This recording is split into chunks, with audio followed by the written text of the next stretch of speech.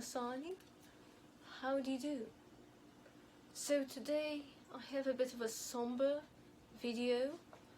One of my pageant sisters has sadly taken her life and passed away. It's very, very tragic, and it made me reflect on some of the times where I struggled with my mental health in my early 20s, and eventually I'll have the courage to talk about everything. It's such a sad occasion.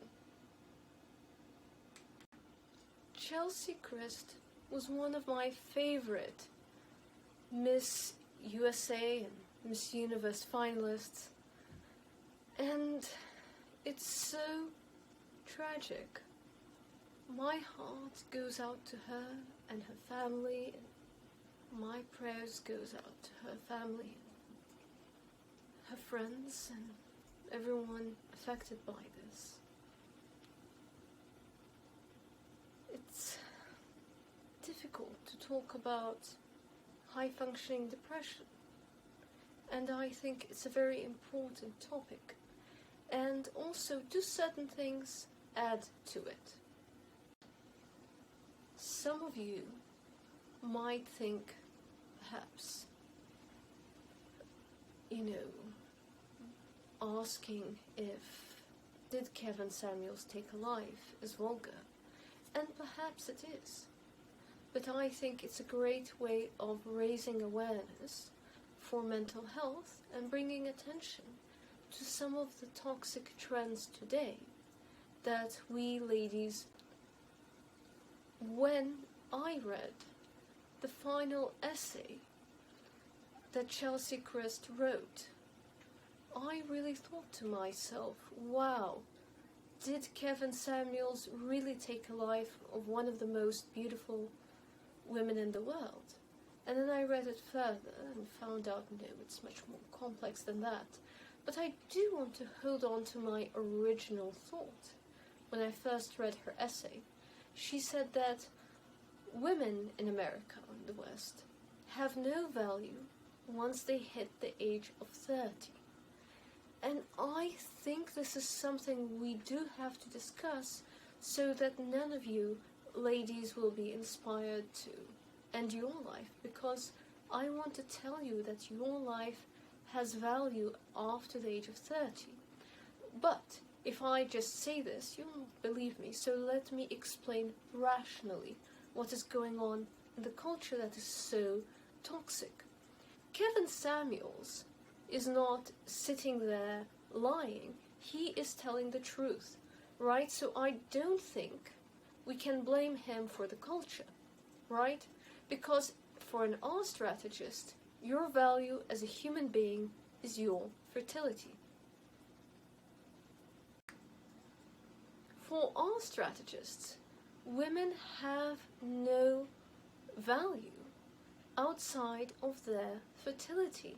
And that is a great problem. After the age of 30, you have half your value. And then at 40, you have no value as a human being whatsoever as an art strategist. It's like the American culture promoting athletes. And by the age of 40, they're not as strong anymore, and someone who is 25 or 23 is at their prime and can easily take over from that athlete. That's why, afterward, they finish their career, and often they're in bigger debt than before and more miserable than before, because they have no value in society if the only value of a male athlete is physical. So we should stop putting an emphasis on physical value, you could say, right? But it doesn't work that way. All strategists only value the physical. However, case strategists or legacy strategists, they value legacy, and therefore they value more than physical. So that means if you are conservative, you have a value as a human being, even as a grandmother, great-grandmother. Look at Queen Elizabeth. She has a lot of value. People respect Her Majesty, right? even though she's not quite young, is she? People respect her, and if you look at your own family, don't you respect your grandmother, right? Because she leaves a legacy, and that is you. Therefore, you would respect your grandmother, right? And women in a conservative background are valued regardless of their age if they contribute to legacy. 15 years ago, we did not have to choose between right wing or left wing. We could pick any wing we want, and our politics didn't affect our social and intimate life like they do today. Communist, Marxist feminist Andrea Dworkin, infamous for her thesis, "Exterminate All the Men," wrote that she found that conservative men have more to offer than left-wing men, although she wanted to genocide all of them in her thesis, "Exterminate All the Men," as she was a radical, communist, women's liberation activist. Andrea Dworkin wrote that liberal men, at least, although she thought that they were misogynist and everything, that in exchange for taking a woman's freedom and a woman becoming submissive to them, changing the way she dresses and so on, and giving up some of her freedom, that they will offer to provide, protect, and commit. They will offer value and stay with her and help her raise her offspring in exchange for the lady giving up quite a few of her freedom and autonomy. However, liberal men, though they allow you to have your autonomy, all they do is play around, according to Dworkin, and take, and give nothing back. They take your intimacy, they take your love, they take advantage of you, they use you, impregnate you, leave, and leave nothing to you. So there is no use to have a left-wing man whatsoever. However, if you have a conservative man, you have to give up your freedom. So she thought, it's better not to have men at all. I mean, tastes differ. As radical of a position Andrea Dworkin takes, she's not wrong that there are sacrifices if you want a conservative man who takes care of you and provides for you, any more than if you have an employer. Are you free to do as you please on your job? Many jobs have a uniform. They say, well, they pay, therefore they have a uniform. If the employer does all these things for you and provides a salary, provides insurance and benefits, therefore you wear the uniform, right? Nobody's complaining that the employers are oppressive for demanding women to wear uniforms. Similar to demanding women to wear uniforms, conservative men demand that women dress in a conservative fashion and not all spandex and so on, that they demand that their ladies wear a K-strategist fashion rather than an R-strategist fashion. So, there is some freedom that you have to give up for a man to provide for you, for him to protect you, and for him to make sacrifices for you, commit to you and not other women. It's so sad that women who are in the media, who are in pageants and fashion, once you hit 30, you realize you don't have a value to losers. But the positive thing is, you don't have a value to losers. The more you understand that all those men who don't value you after age 30 are losers, maybe that can save someone's life. Many affluent, high-value men, in fact, prefer women their age who maintain their looks. Just sadly, there are not too many of them. So you are competing with women who are older than you. When you're going for a man of means, you have to be cultured, you have to be interesting, you have a lot of competition. When I read the full essay, I understood there was so much more that led, to Chelsea's unfortunate depression and passing. And I could relate so much to it. If you are a high achiever, she said exactly what I saw, and that I could relate to that depression, that you go after goal after goal after goal. Once you achieve one thing, next. And that's what she was saying, and you're hungry to go after the next goal. Until you put so much pressure on yourself, you lose your desire to live and develop a high-functioning depression. High achieving can be very lonely, and you have to be careful. And those of us on a level up journey must be careful and pay attention. A common illness and cause of death of affluent and high-value women is anorexia. And it's a problem because a woman loses a bit of weight, gets attention, and she keeps going beyond what is attractive and keeps going and going and going until she destroys her health. It's really important to, look at what's important in life, and that's not being a high achiever, that's not winning goals and stupid medals. Those medals don't mean anything once you die, because nobody will remember you, nobody will care. Marcus Aurelius wrote in Meditations that, there's no point in this glory, because many of these family lines who were so famous in Rome, no one remembers anymore. They have no descendants, and many people will be forgotten. So in this time, as Italians say, memento mori, think of your death. Really, as morbid as that sounds, is this achievement so important in the context of things? Is it really important to have so many gold medals and trophies and be number one and all of this? It's not.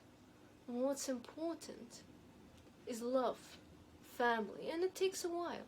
Friends, the relationship you have with people, that is what is important. Once you feel you have achieved your level up goals, the next point, now that you're no longer trying to survive, is mentoring and helping others. When other people depend on you, that will prevent you from thinking of taking your own life, because there is someone there who depends on you. Plus, it gives you meaning in life. That's why I'm here. I mentor so many women, and that brings me fulfillment, because I'm happily married, I have a atelier, I have my company, I have my business, I have my color consulting, I am very happy. However, I do feel by giving back, that gives me meaning in life, and that helps my mental health. Giving back and mentoring helps ladies have stable mental health. So once you achieved somewhere and once you got your main goal, the next goal is not the higher goal, but is to give back to society. To whom much is given, much is expected, noblesse oblige. And that helps women survive with mental health in these situations. So my two takeaways are: ignore our strategists. For our strategists, live fast, die young, that is promoted in the media. Those young men are losers. And even Kevin Samuels, okay, he says Rihanna is beautiful. Rihanna has a lot of our strategist tells, so that shows something. Combined with the fact that he also says that he also cheated on his wives, right? And the mean way he talks, that clearly shows he's an R strategist. So men like that will never be faithful, never marry well, they're not high-value men, and therefore, since they're a non-strategist, they're a low-value men. It's called poverty strategy. You should not care for their opinions. You should only care for the opinions of high-value, K-strategist marrying men to whom you will have a value after the age of 30 if you develop more than just your looks, but being interesting, being cultured, being fascinating. There's so much more to offer. So if you build your personality and are not one-dimensional, there are always men interested in you after the age of 30. Men still find me attractive, but all the losers stop being interested in me because I'm no longer at the peak of my fertility. So that's something you can look forward to once you hit 30. The losers stop being interested. Under the age of 30, you'll have attention of thousands and millions of losers, and that might get to your head, that might make you think, oh, I'm so pretty, look at all the people liking my Instagram. Those men are not going to marry you. Those men can't provide, and if they marry, they cheat. You know, Kevin Samuels type. So ignore their opinion, and once you're older, the attention becomes quality if you develop and invest in yourself. So always work on yourself, inner work, your looks, your books, everything. Always level up in every way, and always reach out to other women, reach out to other people. Your life has worth and meaning, and it has more meaning than just achievement. Always work on building relationships that make you happy. And sometimes it's with girlfriends, you know, sometimes it's your family. In the end of the day, think, when you're older, what would you have wanted out of life? Chelsie also had a YouTube channel, and that also created pressure. As well as women, we tend to be more agreeable than men. So therefore, it's very difficult for us to take a leadership position, because leadership, or challenging the established authority and challenging the established hierarchy, always creates negativity and attack towards any women.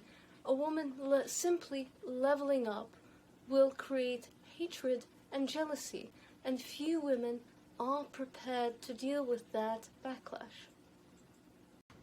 Our desire as women is what prevents us from getting ahead, because as soon as we see all the hatred towards us for getting ahead, for going for our goals and our self-interest, you know, that creates depression, because women genuinely, more than men, want to be cherished, loved and liked than lead.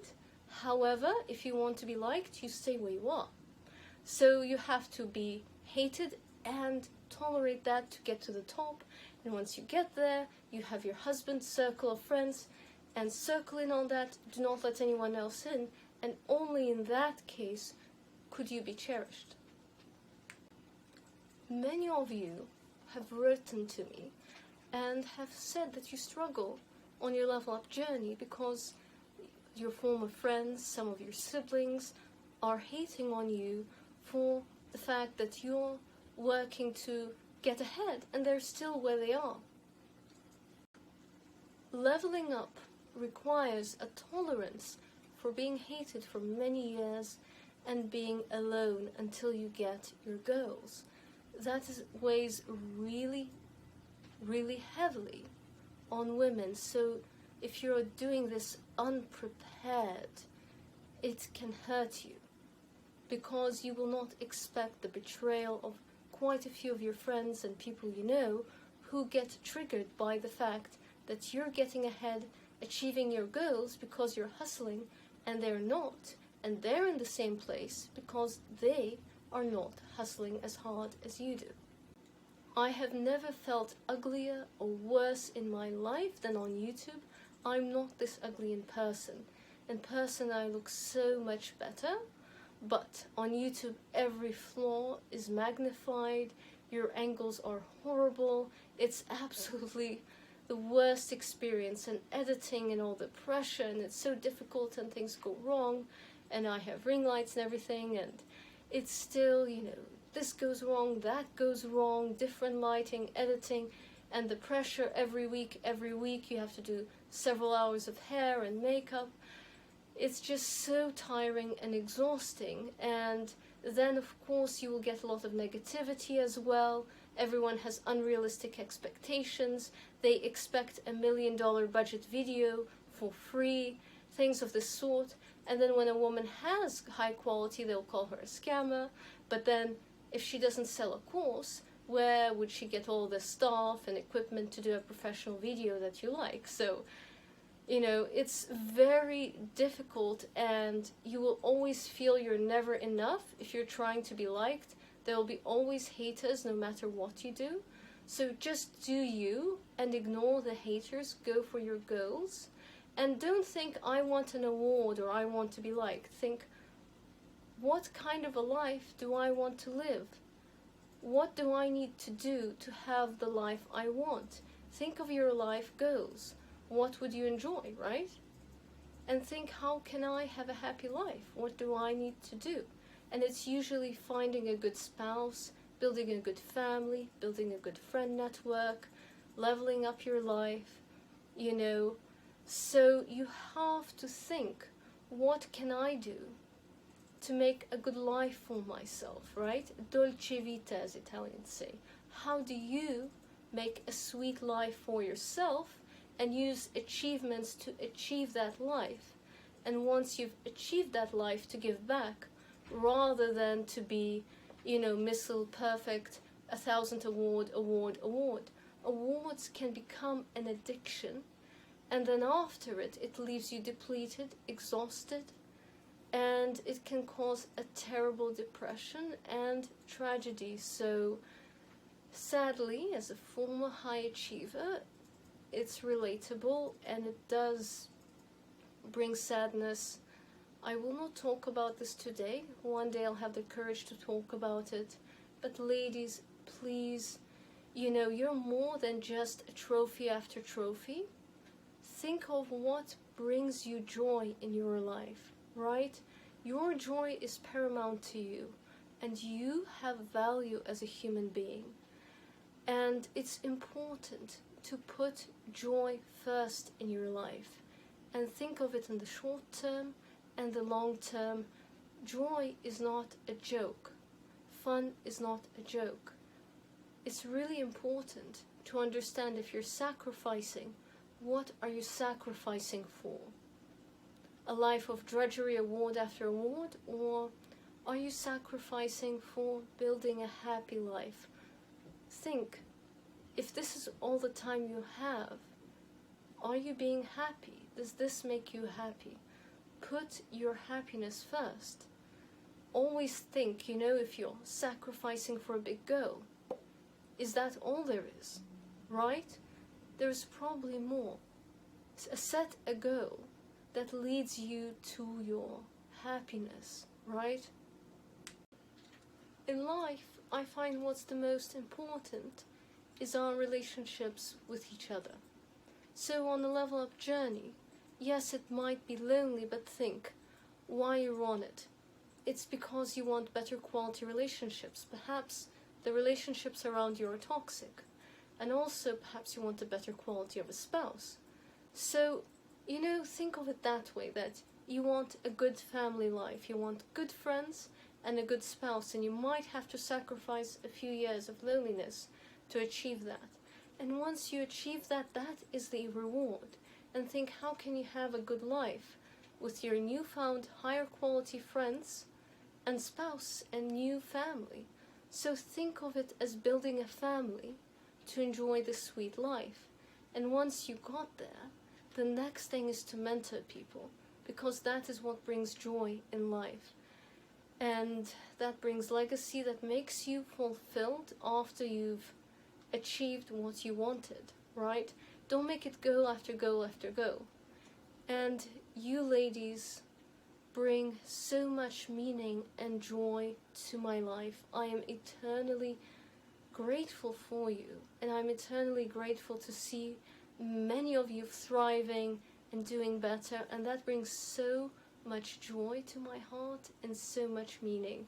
And I do hope that you achieve your goals and also find value in mentoring people. I find it quite poignant and sad that the charity that Chelsie was last fundraising for was a charity that provides mentorship for young people.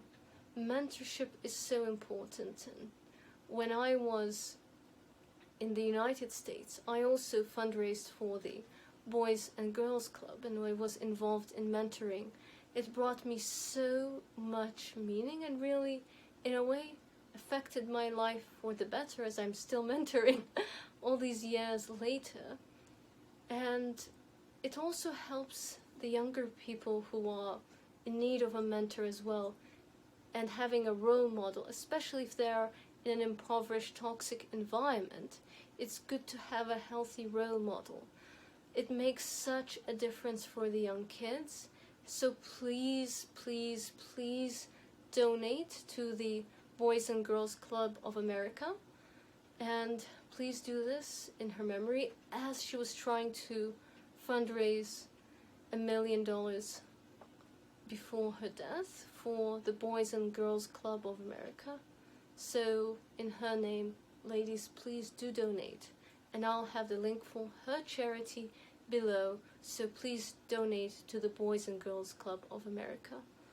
And please stay safe, stay healthy, and I will also have resources below if you're feeling sad for, improving your mental health. And be kind to each other, ladies. You never know someone's struggle deep down.